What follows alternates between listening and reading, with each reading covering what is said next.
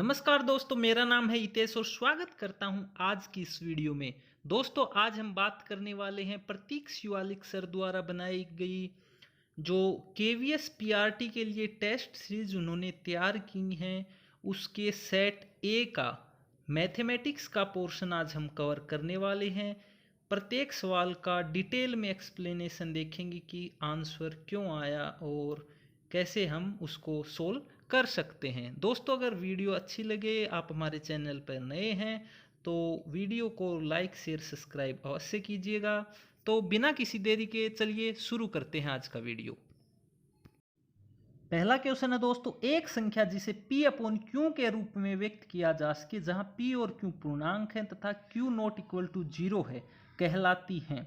Option है हमारे पास प्राकृत संख्याएं, पूर्ण संख्याएं या पूर्णांक या फिर परिमेय संख्याएं। हमारे पास जो p और q है वो पूर्णांक है। पूर्णांक दोस्तों होते हैं जो माइनस इन्फिनिटी से प्लस इन्फिनिटी जो नंबर्स होते हैं वो होते हैं हमारे इंटीजर्स। तो हमें कंडीशन दी गई है p अपॉन क्यू के रूप में लिख सकते हैं जहां q नॉट इक्वल टू 0 है। तो दोस्तों आपको पता होगा ये जो फॉर्म होती है p अपॉन क्यू जहां q नॉट इक्वल टू 0, ये होती है रेशनल नंबर्स की यानी परिमेय संख्याओं की। तो ऐसी जो संख्याएं होंगी वो कहलाएंगी परिमेय संख्याएं। 111 नंबर जो क्वेश्चन है यानी मैथमेटिक्स का जो पोर्शन है उसका पहला क्वेश्चन है, इसका आंसर होगा नंबर 4। आज हम कर रहे हैं जो प्रतीक शिवालिक सर ने टेस्ट सीरीज बनाई थी केवीएस पीआरटी की, उसके मैथमेटिक्स का पोर्शन है उसको कवर करने की कोशिश करेंगे। ये सेट ए का मैथमेटिक्स पोर्शन है। नेक्स्ट क्वेश्चन देखते हैं दोस्तों। अगला क्वेश्चन हमारे सामने है कि एक -3/8 इंटू -7/13 का व्युत्क्रम है, यानी इसका हमें रेसिप्रोकल निकालना है। जो पूरी जो हमें वैल्यू दी गई है इसका पूरी वैल्यू का रेसिप्रोकल निकालना है। तो सबसे पहले हम क्या करेंगे, ये जो हमें दिया गया है वैल्यू हम इसको मल्टीप्लाई कर लेते हैं। तो माइनस माइनस को मल्टीप्लाई करेंगे तो प्लस हो जाएगा। तो 7 7 दूनी 14, 7 ये 21 अपॉन नीचे जो 8 और 13 दिया गया है इसको भी हम इसी प्रकार से गुणा कर लेते हैं। तो 13 8 104।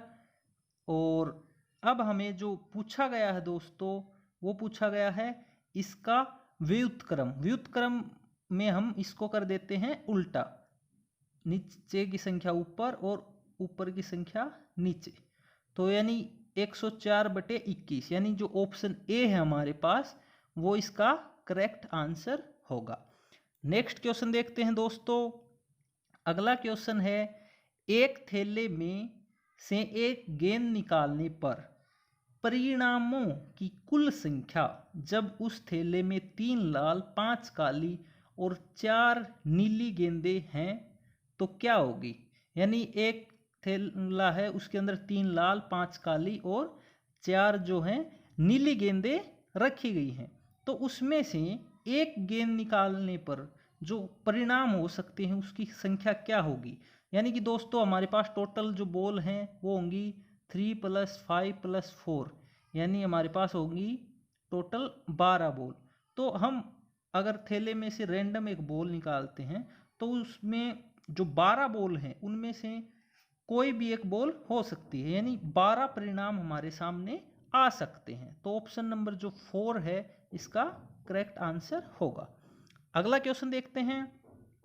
अगला क्वेश्चन है दोस्तों, कौन सा अक्षर नीचे दी हुई संख्या रेखा पर √25 को सबसे अच्छी प्रकार से निरूपित करता है। यानी जो √25 है ये संख्या रेखा पर किसको अच्छी तरीके से निरूपित करता है। तो हमारे सामने जो नीचे संख्या रेखा दी गई है यहाँ पे नंबर्स हैं 0 1 2 3 4 5।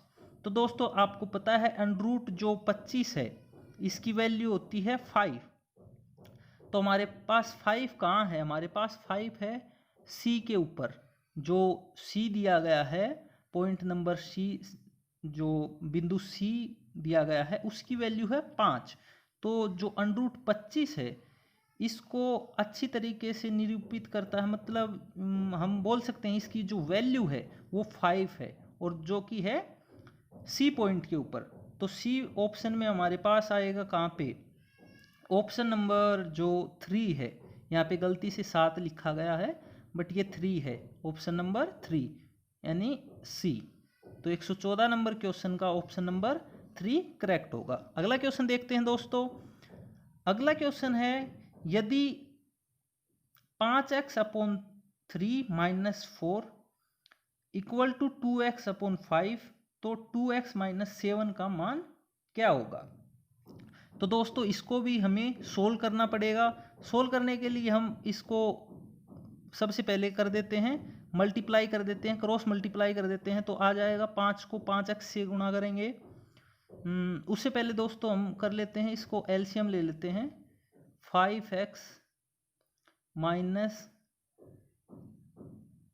12 अपॉन 3 इक्वल टू हो जाएगा 2x अपॉन 5। अब कर देते हैं दोस्तों हम इसको क्रॉस मल्टीप्लाई, तो इसके बाद का हम यहाँ से देख लेते हैं। यह आ जाएगा 25x माइनस 12 पंज 60 इक्वल टू आ जाएगा हमारे पास ये है 2x, 2x को 3 से गुणा करेंगे 6x। अब 6x को हम दूसरी साइड लेके जाएंगे तो 25 में से 6x घटाएंगे तो बच जाएगा 19x इक्वल टू जो माइनस का 60 है दूसरी साइड जाएगा तो हो जाएगा प्लस का 60। तो जो x की वैल्यू आएगी हमारे पास, x की वैल्यू आ जाएगी दोस्तों 60/19, 60/19 ऐसे लिख लेते हैं। ठीक है दोस्तों, अब एक बार इसको क्लियर करते हैं। अब लिख लेते हैं हम यहाँ पे x की वैल्यू हमारे पास आई 60/19। अब हमें जो वैल्यू निकालनी है वो है 2x माइनस 7 की, तो हम इसमें x की वैल्यू रख देते हैं 60/19 माइनस 7। तो हम जब इसका एलसीएम लेंगे तो ये 19 से गुणा कर देंगे हम अपॉन ये 19 हो जाएगा। तो इस प्रकार से क्या आ जाएगा, ऊपर कर लेते हैं 120 माइनस 19 आते 133 अपॉन 19, यानी कि 120 में से माइनस का 133 गया तो माइनस का 13 अपॉन 19, जो बचा हमारे पास -13 अपॉन 19, यानी x की सॉरी जो हमें ये दिया गया है 2x माइनस 7, इसकी वैल्यू हमारे पास आएगी -13 अपॉन 19। तो जो हमारा 115 नंबर का क्वेश्चन है इसमें आएगा ऑप्शन नंबर 2 करेक्ट आंसर। ठीक है दोस्तों, नेक्स्ट क्वेश्चन देखते हैं। अगला क्वेश्चन है, निम्नलिखित गुणों में से किस एक के द्वारा एक समलंब की व्याख्या होती है। यहाँ समलंब चतुर्भुज की बात की गई है दोस्तों। तो दोस्तों आप ऑप्शन देख लेते हैं एक बार। पहला है समानांतर सम्मुख भुजाओं का एक युग्म, दूसरा है विकर्ण परस्पर समद्विभाजित करते हैं, तीसरा है विकर्ण परस्पर लंब होते हैं, या फिर लास्ट है विकर्ण बराबर होते हैं। तो हम एक समलंब चतुर्भुज बना ही लेते हैं, फिर उसके द्वारा आपको समझने में आसानी होगी। मान लीजिए रेखाएं थोड़ी सीधी नहीं खींच रही हैं इसमें, तो आप थोड़ा समझने की कोशिश कीजिएगा। ABCD ये मान लीजिए कोई हमारा समलंब चतुर्भुज है, जो AB और DC भुजाएं हैं ये समानांतर हैं। तो इसका समलंब की व्याख्या हो ऐसा कौन सा जो कथन है वो दिया गया है। तो इसका जो पहला कथन है हमने देखा है कि समानांतर और सम्मुख भुजाओं का एक युग्म, तो ये जो भुजाएं हैं ये क्या हैं, समानांतर और आमने सामने हैं। तो इसके द्वारा समलंब को हम परिभाषित कर सकते हैं। नेक्स्ट क्वेश्चन देखते हैं दोस्तों। अगला क्वेश्चन है, उस समबाहुभुज की भुजाओं की संख्या जिसका प्रत्येक बहिष्कोणों 45 माप का है होगी। इसका मतलब ये है कि एक जो समबाहुभुज है उसमें कितनी भुजाएं होंगी, अगर उसका जो प्रत्येक कोण है, बाह्य कोण है, वो 45 डिग्री का है। तो दोस्तों कोई भी जो बहुभुज होता है उसके बाह्य जो कोण होते हैं उनका टोटल जो योग होता है वो होता है 360 डिग्री। तो 360 डिग्री होता है, तो एक कोण की माप हमें दी गई है 45 डिग्री। ठीक है दोस्तों, तो हम इसका भाग देंगे, तो हम काट लेते हैं इसको, 9 से काट लेते हैं, 9 पंच 45, 9 चौक 36, 40, तो हमारे पास जो आएगा आंसर वो 8 आ जाएगा। 8 हमारे को दिया गया है ऑप्शन नंबर 1 में।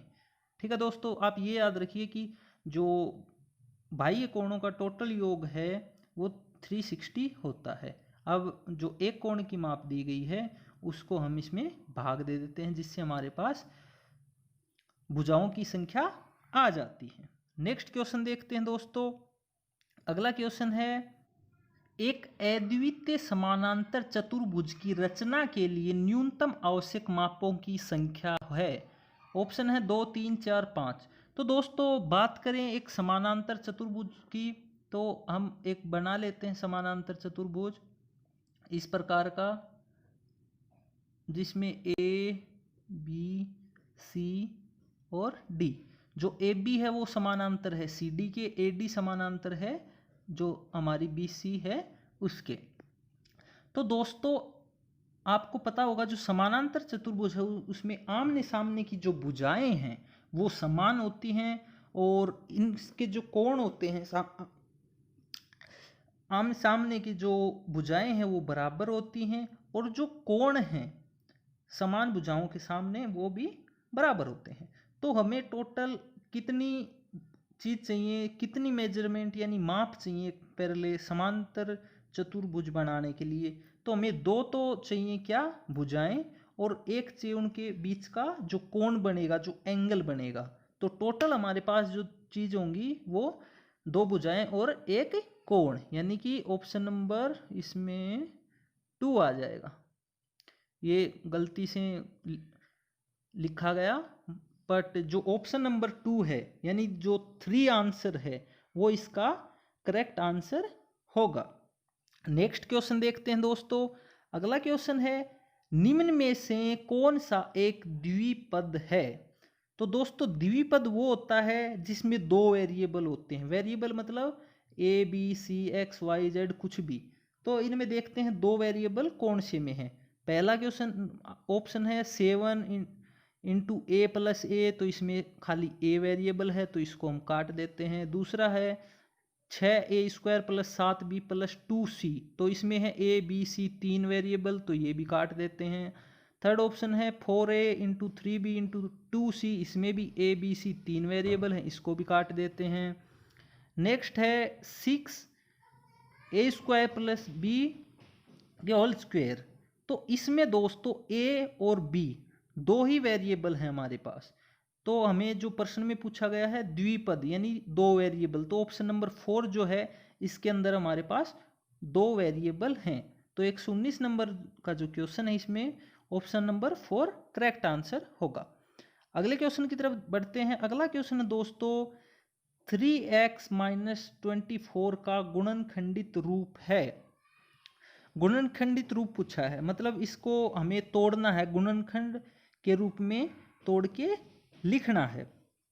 तो देखिए दोस्तों, हम 3x माइनस 24, इसमें से हम 3 कॉमन ले लेते हैं तो x माइनस 8 आ जाता है।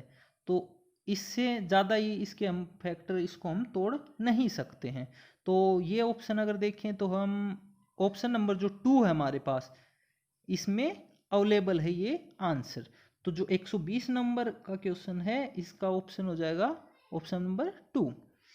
अगला क्वेश्चन देखते हैं। अगला क्वेश्चन है, यदि y कोई शून्येतर पूर्णांक है तो x की पावर -1 बराबर है या x इनवर्स बराबर है। दोस्तों एक करेक्शन है इसके अंदर, आप भी कर लीजिएगा। हम इंग्लिश वाला देखते हैं। If X be any non integer then X inverse is equal, यानी इसमें जो हिंदी में हमें दिया गया है, हिंदी में हमें जो दिया गया है y, ये थोड़ा गलत है, इसकी जगह आएगा x। अब पढ़ते हैं, यदि x कोई शून्येतर पूर्णांक है तो x माइनस 1 बराबर होगा, यानी x की वैल्यू शून्येतर पूर्णांक है जिसकी वैल्यू शून्य नहीं है। ठीक है, तो x की पावर -1 यानी x इनवर्स किसके इक्वल होगा, 1/x के इक्वल हो जाएगा। यानी कि इसमें हमारे पास जो ऑप्शन है 2, 1/x करेक्ट आंसर होगा। 121 नंबर का ऑप्शन नंबर 2 करेक्ट आंसर होगा। नेक्स्ट क्वेश्चन की तरफ बढ़ते हैं दोस्तों। अगला क्वेश्चन है हमारे पास, राधिका ने एक कार 2,50,000 में खरीदी। अगले वर्ष उसका मूल्य 10% कम हो गया, उससे अगले वर्ष 12% कम हो गया। कार के मूल्य में इन 2 वर्षों में हुई कुल प्रतिशत कमी है। तो दोस्तों मान लेते हैं कि जो राधिका ने कार खरीदी थी वो 1,000 रुपये में खरीदी थी, तो 10% कमी के बाद उसका मूल्य कितना हो जाएगा, 900, यानी जो एक कमी है वो कितनी आई, 100 रुपये की। फिर इसका मूल्य हो गया 900।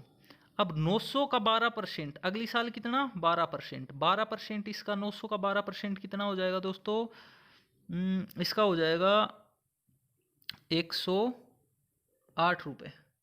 ठीक है, 900 का अगर 12% यानी 12 नीम में 12 को 9 से मल्टीप्लाई करते हैं तो आ जाएगा 108, यानी टोटल जो हानि है वो कितनी आ गई, 108 + 100, यानी हम यहाँ लिख लेते हैं 208 रुपये की। ये कितने के ऊपर आई है, 1,000 रुपये के ऊपर। जो मूल्य था मान लिया था हमने 1,000 का।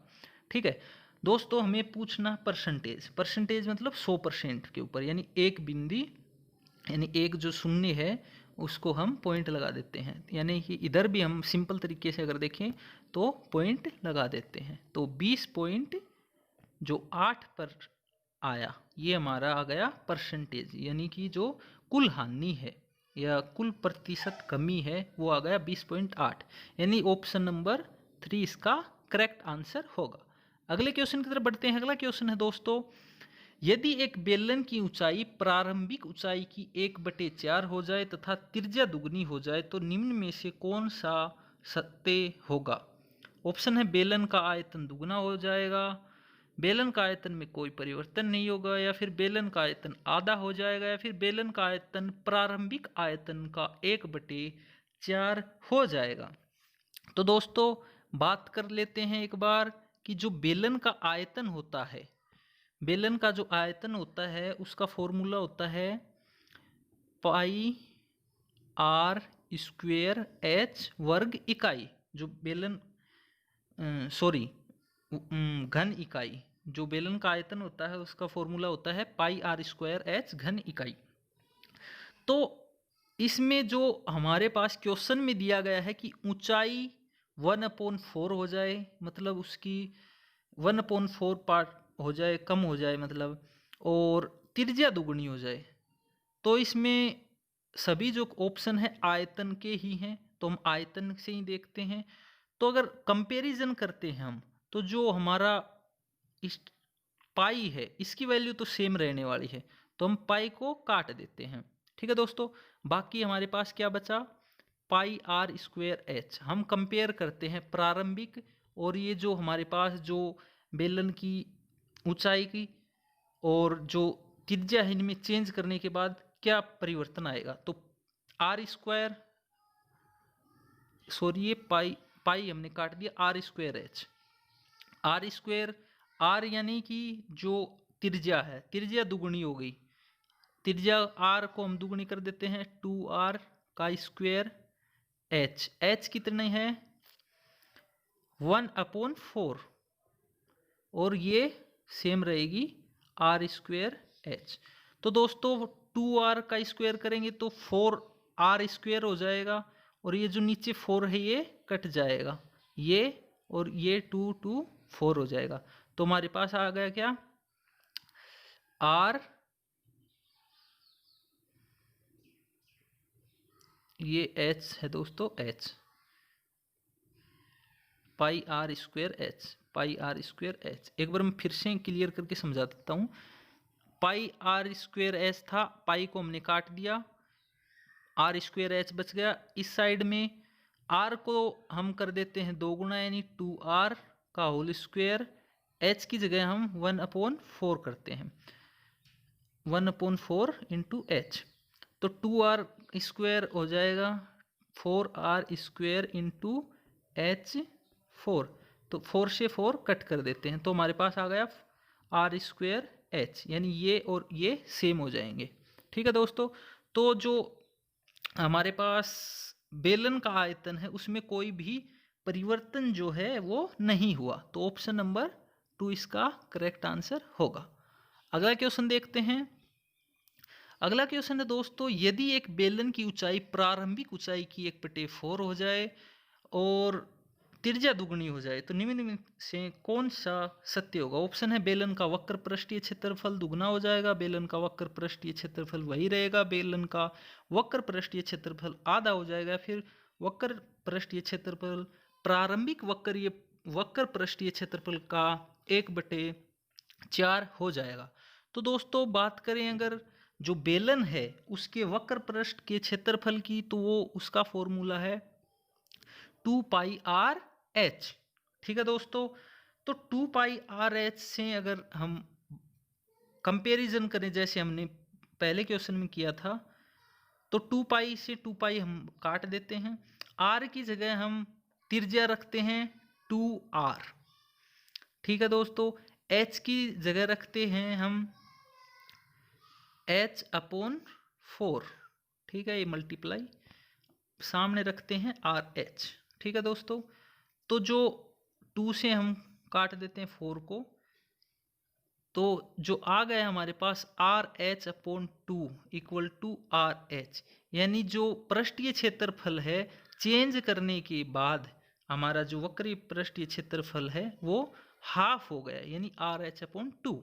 तो इसका जो ऑप्शन आएगा वो होगा बेलन का वक्र पृष्ठीय क्षेत्रफल आधा हो जाएगा। ठीक है दोस्तों, इस प्रकार की 124 और 123 नंबर जो क्वेश्चन थे लगभग सेम थे। अगला क्वेश्चन देखते हैं। अगला क्वेश्चन है दोस्तों, एक आयताकार ठोस के 6 फलकों के पृष्ठीय क्षेत्रफल 16, 16, 32, 32, 72, 72 वर्ग सेंटीमीटर हैं। यानी ये एक घनाभ है, उसके 6 फलक हैं। आप जानते हैं कि घनाभ के जो फलक होते हैं पृष्ठीय क्षेत्रफल वो आयताकार होते हैं।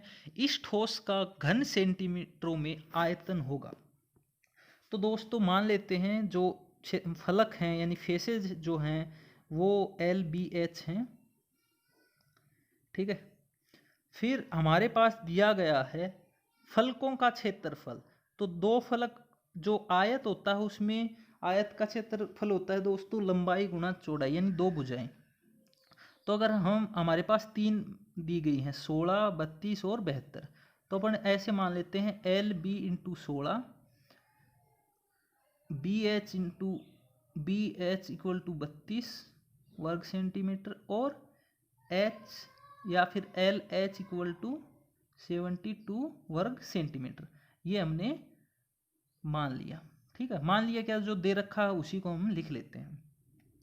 अब दोस्तों हम जो पूरा ठोस है घनाभ है उसके आयतन की बात करते हैं। तो आयतन होता है उसका LBH का स्क्वायर। ठीक है दोस्तों, अब हम इनको अगर इक्वेशन दे देते हैं, तीनों इक्वेशन को अपन गुणा कर देते हैं, यानी इन जो तीनों टर्म हैं इनको हम गुणा कर देते हैं, तो देखते हैं LB जो BH यानी जो तीनों हैं लंबाई चौड़ाई ऊंचाई 2 बार हैं, तो हम इसको गुणा करेंगे तो हमारे पास क्या आएगा L² B² H², यानी LBH का होल स्क्वायर। ठीक है दोस्तों, समझ गए होंगे आप। और ये जो हमारे पास संख्याएं हैं 16 गुणा 32 गुणा 72 ये भी गुणा हो जाएंगी। अगर हम इनको गुणा करते हैं तो हमारे पास आएगा 36,864।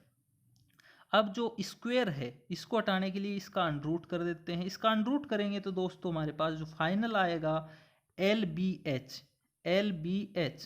जो हमारी संख्या थी 36,864, इसका अगर अनरूट करेंगे तो इसका आएगा 192। ठीक है दोस्तों, ये करके देख सकते हैं, मैंने भी किया है। तो जो ऑप्शन है नंबर 1, इस ठोस की जो घनाभ है उसका आयतन क्या होगा 192 घन centimetre. Option number 1 correct answer होगा। अगले क्वेश्चन की तरफ बढ़ते हैं दोस्तों। अगला क्वेश्चन है संख्या 0.123 बार को P/Q में लिखा जाएगा। दोस्तों कर लेते हैं बात। 0,1,2,3 बार का मतलब होता है जिस संख्या के ऊपर बार होता है मतलब वो रिपीट होती जाती है, सेम संख्या इन्फिनिटी तक जाती है। ठीक है दोस्तों, हम इसको मान लेते हैं ये है x की इक्वल। ठीक है, अब मान लीजिए हम इसको दोनों साइड 100 से मल्टीप्लाई कर देते हैं। 100 से मल्टीप्लाई करेंगे तो ये हो जाएगा इधर 12.3 का बार। अब हम मान लीजिए इसको क्वेश्चन नंबर 1 इक्वेशन 1 दे देते हैं। अब हम इसको और 10 से या फिर जो पहली थी इसको 1000 से गुणा कर देते हैं तो 1000x, ये इसमें पॉइंट था 3 के बाद तो ये हो जाएगा 123.3 बार। क्योंकि दोस्तों ये जो 3 है इसको हम कितनी भी बार लिख सकते हैं। बार का मतलब यही होता है, इस बार को काट देंगे तो कितनी भी बार लिख सकते हैं और लास्ट में बार लगा सकते हैं, क्योंकि आगे भी 3 3 3 कितनी भी बार लिख सकते हैं। तो 1 3 हम इस साइड ले आते हैं, बाकी इसके ऊपर बार लगा देते हैं तो ये हमारे पास हो जाएगा 123.3। इसको हम दे देते हैं इक्वेशन नंबर 2। अब हम जो इक्वेशन नंबर 2 है इसमें से इक्वेशन नंबर 1 घटाते हैं। तो दोस्तों इसमें से हम ये घटाएंगे तो 1000x में से 100x जाएगा तो 900x आ जाएगा, और इधर 123 में से 12 जाएगा तो बचेगा 111 पॉइंट, ये 3 जो है इसमें से जाएगा तो 0 हो जाएगा, क्योंकि ये बार है इन्फिनिटी तक है तो हम इसको 0 कर देते हैं। तो हमारे पास जो इक्वेशन आ गई दोस्तों वो आ गई इधर 900x बराबर 111। हमें निकालना है x equal to 111 sorry 100 x equal to 111/900। तो देखते हैं ऑप्शन 111/900 नहीं है तो हम इसको थोड़ा काट लेते हैं।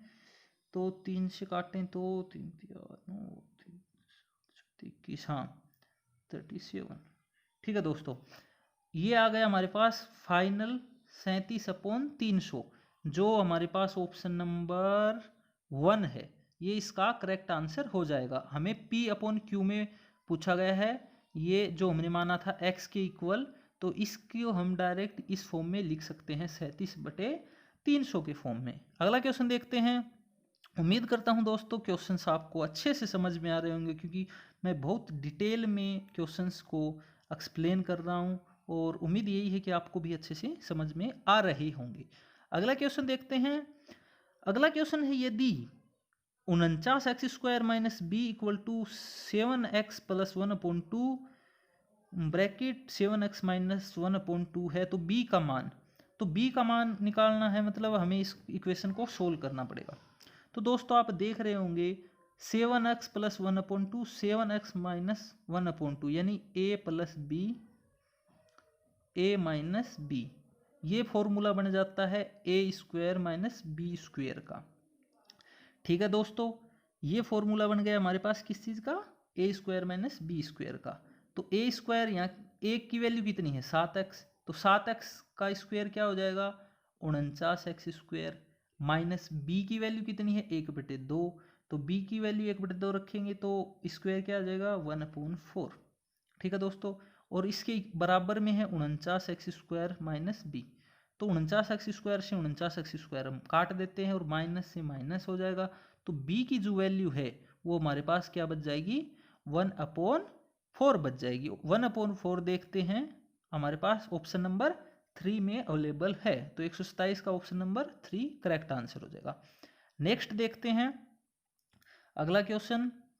अगला क्वेश्चन है दोस्तों, त्रिभुज पी क्यू आर में जो कोण आर है, यानी एंगल आर बड़ा है ग्रेटर देन एंगल क्यू, यदि मतलब ऐसा है तो हमें जो कंडीशन दी गई है उनमें से कौन सी जो कंडीशन है वो सही है, ये पूछना है। मान लेते हैं एक एंगल बना लेते हैं, मतलब सॉरी त्रिभुज बना लेते हैं, ट्राइंगल बना लेते हैं।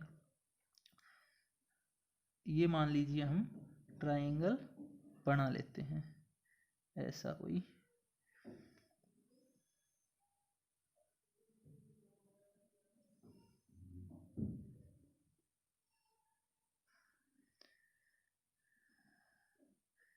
P Q are. ये जो दोस्तों है ये रैंडम बनाया है कोई भी पी क्यू आर।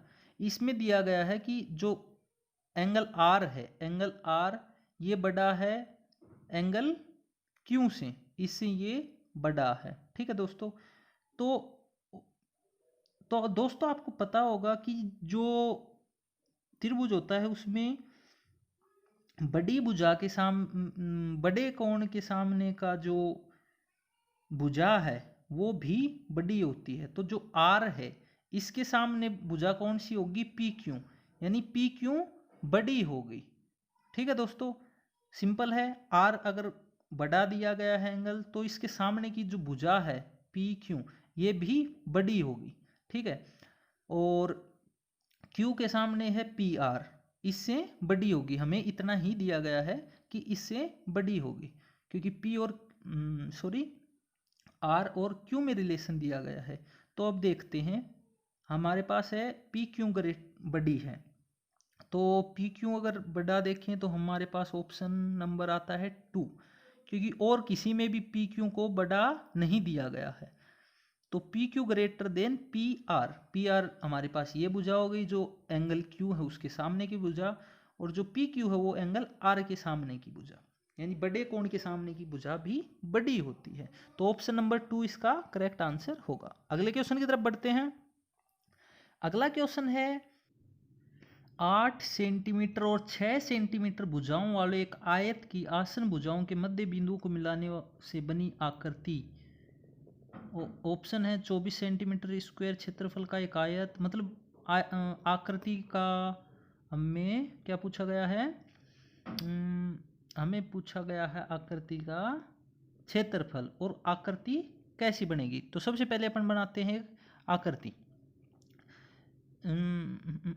भुजाओं के आयत। तो सबसे पहले एक आयत बनाते हैं, मान लेते हैं ए बी, सॉरी गलत थोड़ा बन गया, एक आयत बनाते हैं ए बी सी डी।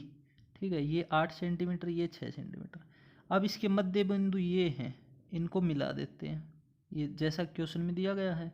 इनको नाम देते हैं पी, ये वाला Q R S, P Q R S दे देते हैं। ओके ठीक है, तो ये क्या बन जाएगा, अगर देखें तो ये कोण जो हैं ये बराबर नहीं, ये जो है ये हमारे पास 6 आ जाएगी, पी आर हमारे पास क्या आ जाएगी 6, क्योंकि दिया गया है क्वेश्चन में बी सी और ए डी के बराबर होगी। और जो क्यू एस है ये आ जाएगी 8 सेंटीमीटर। ठीक है, तो ये बन जाएगा दोस्तों, मान लेते हैं इसको क्या विषम कोण मान लेते हैं। ठीक है दोस्तों, अब अगर इसको हम मान लेते हैं, जिसको हम विषम कोण चतुर्भुज बोलते हैं, इंग्लिश में बोलते हैं दोस्तों राइम्बोसम बोलते हैं जिसको, इसको उसका क्षेत्रफल निकालने की ट्राई करते हैं। जो समचतुर्भुज होता है, हम समचतुर्भुज की तरह ले सकते हैं, या जो विषम कोण चतुर्भुज से करते हैं। चलो इसको कर देते हैं डिलीट। तो हमारे पास जो लेंथ आ गई थी वो आ गई थी, एक तो आ गई थी दोस्तों 6, और एक आ गई थी हमारे पास, सॉरी एक आ गई थी 6 और एक आ गई थी 8 सेंटीमीटर, जो डायगोनल्स थे उनकी। तो जो एरिया ऑफ विषम कोण का जो एरिया होता है वो उसका फॉर्मूला होता है प्रोडक्ट ऑफ डायगनल्स, मतलब जो डायगनल है उनका गुणा। तो डायगनल एक हमारे पास 6 है और एक है 8। इस प्रकार से अगर करते हैं तो ये आ जाता है 24 वर्ग सेंटीमीटर। ठीक है दोस्तों, अगर हम उसको ये लेके करते हैं तो ऑप्शन हमारे पास अब देखते हैं 24 के कितने हैं। पहला ऑप्शन है 24 सेंटीमीटर स्क्वायर का आयत, तो आयत तो नहीं होगा। दूसरा 25 है, ये कैंसिल। तीसरा है 24 सेंटीमीटर स्क्वायर क्षेत्रफल का एक समलंब। तो दोस्तों समलंब चतुर्भुज की ऐसे होता है जिसकी परस्पर भुजाएं, मतलब परस्पर नहीं, दो भुजाएं समानांतर होती हैं, इस प्रकार से हम लंब डाल सकते हैं। तो ये भी नहीं है। तो हमारे पास जो ऑप्शन बच गया, ऑप्शन नंबर 4 क्लियर कर देता हूं मैं। ऑप्शन नंबर 4 24 सेंटीमीटर स्क्वायर क्षेत्रफल का एक समचतुर्भुज, जो आकृति बनेगी वो समचतुर्भुज बनेगी और 24 सेंटीमीटर स्क्वायर की बनेगी। उम्मीद है आपको अच्छे से समझ में आ गया होगा। नेक्स्ट है एक त्रिभुज ABC जिसमें BC बना लेते हैं। एक कोई त्रिभुज है ABC जिसमें BC 3 सेंटीमीटर है और जो B कोण है ये जो कोण है एंगल 130 डिग्री का है। सॉरी दोस्तों, सॉरी, पूरा गायब होगा। ये है हमारे पास ABC बनाया हमने, ABC। जो BC है ये 3 सेंटीमीटर है। जो B एंगल है वो हमें दिया गया है 60 डिग्री का। इसकी रचना संभव है जब AB और AC अंतर बराबर है। हमें ये पूछा गया है कि जब AB और AC का जो अंतर है वो बराबर है। ठीक है, तो किस प्रकार के जो त्रिभुज है उसकी रचना संभव है, मतलब जो हमें भुजाएं दी गई हैं, इनमें से कौन सी भुजा को लेकर हम एक त्रिभुज बना सकते हैं जब AB और AC, जो हमने इस प्रकार का बनाया था ABC, AB और AC का अंतर जो है वो बराबर है। तो दोस्तों भुजाओं के संबंध में एक चीज़ हमेशा याद रखना कि जो दो भुजाएं हैं उनका जो अंतर है त्रिभुज के अंदर वो तीसरी भुजा से ज़्यादा नहीं हो सकता। तो इनका अंतर बराबर दिया गया है, तो 3 सेंटीमीटर दिया गया है। मान लीजिए BC है तो 3 सेंटीमीटर से तो भुजा होगी हमारी कम, तो 3 सेंटीमीटर से अगर कम देखें तो 2.8 सेंटीमीटर ऑप्शन बच जाता है, यानी ऑप्शन नंबर 4 यहाँ करेक्ट आंसर होगा। इसमें तो बात सिर्फ याद रखने की ये है कि दो भुजाओं का अंतर जो है वो तीसरी भुजा से ज़्यादा नहीं हो सकता। तो सॉरी, यानी कि दो भुजाओं का जो अंतर है वो तीसरी भुजा उससे ज़्यादा नहीं हो सकती, है। तो ऑप्शन नंबर 4 करेक्ट आंसर होगा। आज की जो हम कर रहे थे मॉडल पेपर प्रतीक शिवाली सर का सेट 1 के जो मैथमेटिक्स के 20 क्वेश्चंस किए हैं 111 से 130। उम्मीद करता हूँ आपको अच्छे से समझ में आए होंगे। हर प्रकार के क्वेश्चन को आपने अच्छे से समझा होगा। अगर किसी क्वेश्चन में डाउट है तो मुझे कमेंट सेक्शन में कमेंट करके ज़रूर बताइए। और दोस्तों अगर वीडियो पसंद आई हो तो लाइक, शेयर और अपने दोस्तों के साथ इसको शेयर कर सकते हैं और हमारे चैनल को सब्सक्राइब भी कर सकते हैं। अगली वीडियो तक दोस्तों खुश रहिए, मुस्कुराते रहिए। It's me Hitesh signing off. Take care, bye bye.